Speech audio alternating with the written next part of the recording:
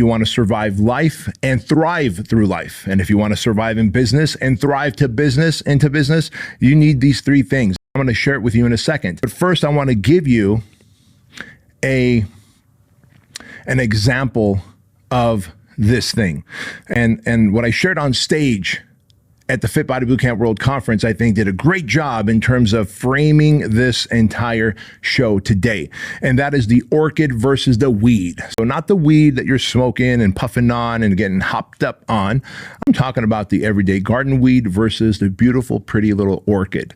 And the example I shared at the event was that, oftentimes you look at the orchid and it's beautiful, it's pretty, you admire it. But if you look at it closely, you realize that they take that orchid, like if you go to a grocery store and buy an orchid because you're going to maybe go to a friend's house or something and you want to take them a little gift.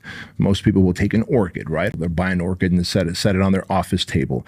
And that orchid, that stem is so long that the orchid is not even strong enough to hold up its own stem. So they put a little stake there and they put little clips and they hold the stem up with little clips along that stake that they put in there, right? That little piece of wood.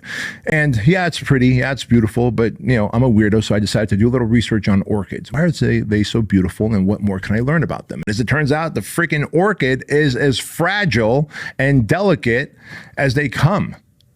Too much sun, the orchid dies. Too much shade, the orchid dies. Too much water, not enough water, the orchid dies. In fact, you plant the orchid next to any other plants, most other plants, the orchid will die.